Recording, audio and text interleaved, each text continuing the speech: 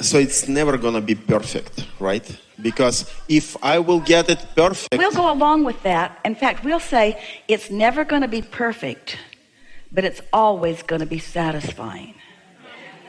I see. Okay. And it can't be perfect because that implies finished. And because you're eternal, it can't be done. So it's always ongoing, which means, so something happens, you say, I'm so glad you're here because you assure my longevity in this body. I'm so happy that you're making my life so miserable, because if it were not for you, I wouldn't be launching more rockets and I'd have nowhere to grow. I understand. So, but work, it's okay. You can drop it, you can move on, you can ask for another one, and it will come, for sure. However, your patterns with your work people and your patterns with your personal people are pretty much the same patterns. I see. And we're just asking you to not be so human. No, that isn't what we're just asking you to not be so responsive to the conditions. Here's a really good description. So let's say you're in that manifested place in some situation, and for whatever reason, it's not pleasing you in some way. And you manage to get back into meditation and get another run at it, and it feels better. And then it goes wonky again because it's full of contrast. And so you get back into meditation and you get the momentum going and it gets better, but it still goes wonky. And then you kind of lose faith in the value of that. So you just do a little less of that and a little more of paying attention. And then it just wobbly and kind of wonky and wobbly and kind of wonky. And you just kind of develop into this pattern. And then you think, I need to do something different. And we say, you can't get there from there.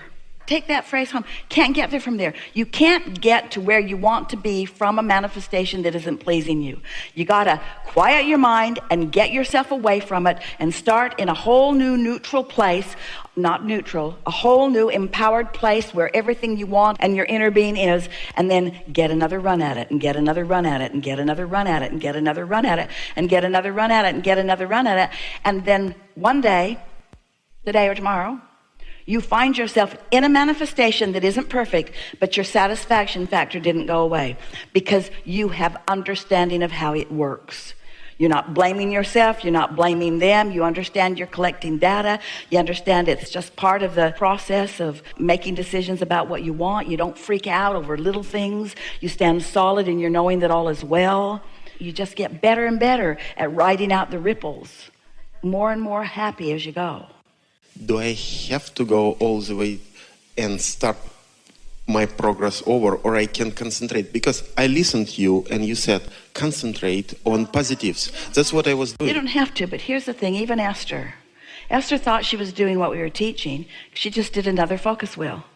So she just soothed it for a minute. Her point of attraction was such that she had some things going on that she'd attracted from previous vibrations that she couldn't clean up with a focus wheel, because there was so much momentum already there that the factors involved just kept knocking her off her alignment. And so here's the best way of describing it. If this relationship is this damn much work, start over. Start over. If it's so much work that you're just spinning yourself into oblivion, if there's so much to react to, then sometimes it's better. And we don't mean leave the relationship. We don't mean leave the job. We mean approach it from a more centered place. And when you do that, what happens is the path of least resistance becomes so much more evident to you. You know, almost everyone makes almost every decision from a place of being more dominant about what they don't want than about what they do want. I agree. So you just keep trying to solve problems, and you try to make your words more productive than they can be, or your actions more productive than they can be. And sometimes it's like this. What if you really wanted employment? Let's go back to that topic. And the dollars were urgently needed right now. And so that was a dominant factor within you. So it would be logical that the path of least resistance for you would be to take something that could bring the dollars the fastest. Well, just because that's not really where you want to be long term doesn't mean that that path of least resistance wasn't exactly right for you at the time. But now you're in this situation where the dollars are flowing and that is relieved, but now other things that are important to you are showing themselves to you, so you get to add another intention to the mix, which means this current manifestation is not the best answer to the newly understood desire that you've put back over here into the vortex. So often Esther would say on occasion, I don't want to hurt their feelings. And Jerry would say, you'd rather hurt your own feelings? Or you say, I don't want to be seen as irresponsible, or I don't want to rock the boat. In other words, you make up all kinds of things when a manifestation isn't quite right, because frankly, the path of least resistance is not to just walk away right now. That would make it much worse for you, much more upheaval sometimes in some of your quick, not well thought out fixes than if you just sort of let the status quo be where it is while you find a new centered place. We know you're following this. So now? So first, my desire is supposed to be general. It should be not specific, right? So when I get... Here's the thing. If it isn't working, if there's not satisfaction for whatever reason, then you've got to go more general. And that's really what we're demonstrating by going back to meditating. So as you go more general, and then the general, it will become more and more specific as more and more momentum ensues. But if you start with making it more specific out here where the boat's already rocky, then the more specifics will be more of what you don't want. Where if you start back in the general place and you let it build again, then you'll build a foundation that is solid, and the more specifics will be in accordance with the foundation. Did that make sense to you? Yes, and I got there, right? And I have some small undesirable things happening, right? And instead of concentrating on them, I'm trying to concentrate on positive things at this. But here's the thing. If you're looking at the manifestation and you're saying, well, that's positive, that's negative, and that's positive, that's negative, and these are the good things and these are the not so good things. These are the pros and these are the cons, and it's really good in this way. And when you look for positive aspects in the manifestation, you can't help but amplify without meaning to the negative aspects too. But if you start over where there are no negative aspects and you allow the momentum to build, no negative aspects, only positive aspects, only positive aspects, only positive aspects. When you get there, that's all that's active in you. And then, because that's all that's active in you, the negative aspects have to fall away. In other words, you'll know what to do. The path of least resistance will be so obvious to you. Because sometimes those negative aspects that you see are modifiable by your strong energy. In other words, who's holding the energy of the room? Haven't you noticed that? If you are tuned in, tapped in, turned on, and you're in an environment with others, this powerful influence of alignment can carry a meeting. It can carry a situation. Everyone becomes more brilliant. Everyone becomes more loving. Everyone knows what to do. But if you didn't get there first and you just sort of wandered in a room because you've been assigned to be there, and now you're taking score of what's already there, and there's some of this and some of that and some of this and some of that, you didn't really bring any power of your own, and now whatever energy is squeaking the loudest will be the energy that controls the meeting. You have so much evidence of this happening. How can we talk more often without following Esther all over the US? How can I hear your answer more often? It's easy. We've only got one and we just gave it to you. Thank you. Just buy this recording and just listen to it. There isn't a long list of things that you need to keep learning because the basics are the same. You're asking and Source is delivering to you, and you just get into receptive mode. And if you say, am I happy? You use words like love. You don't know if you're offering love or not because love is so scrambled in your vibrational brain. There's been so many times that you've thought about love while you weren't feeling it, while you weren't in alignment. You want love from somebody that's not giving it to you. In other words, love is sort of a word that you probably shouldn't say anymore because the vibration of it's kind of all whacked out, you see. But when you think in terms of satisfaction, you can tell whether this is a satisfying moment or not.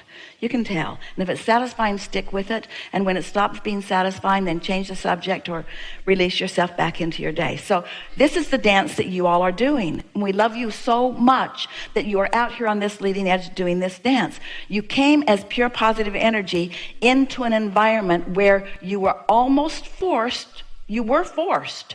It was the world into which you were born. You were forced into observation of manifestation.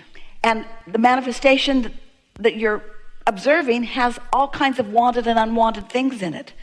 And then, bless your hearts, you spend your whole life trying to sort out the wrongness and the rightness of these manifestations. And that's why we say you just can't get there from there. You got to get back to the center of your true heart in order to understand what you're seeing and why it resonates and why it doesn't, why this feels so wonderful and why this feels so outrageous. And anything that feels outrageous and off is off because your inner being isn't seeing it the way you're seeing it, you see. This is how your guidance system works. These are the tenets of your life experience and you and why you're here. We're going to speak them from your first person perspective. I am a physical human in a physical body who is an extension of source energy. My source energy part of me is the dominant part of me. And anytime I deny that, I don't feel good. I don't feel satisfaction. When I allow the wholeness of who I am to be present in a moment, I am satisfied. And that satisfaction ranges from a calm sense of homecoming to the most emphatic passion and delight. But I am satisfied at all levels of momentum. There is satisfaction with little momentum that feels like calm. There's satisfaction at interim momentum that feels like interest. There's satisfaction at really fast-moving momentum, which feels like passion and ecstasy and brilliance and invincibility. But it's satisfaction with variances in momentum. But if I'm over here in the manifestation and I haven't allowed the momentum to grow from this, but the momentum of my moment has grown from dissatisfaction, don't want that, that's wrong, can you believe what that one said, can you believe what that one said, then I can't gather the momentum of my source. And so now everything I do is contrary to who I really am, and no matter how hard I try, I can't get it together because I'm off on the wrong vibrational foot. But then I get to go to sleep. And while I sleep, it's like pushing the reset button. And while I sleep, all of the momentum subsides. Not the vibrational proclivity. In other words, if I was ornery yesterday, I'm probably going to be ornery today. And probably tomorrow. In other words, orneriness doesn't let go immediately. But my momentum did subside. And so it's easier for me to begin in meditation at the beginning of a new day.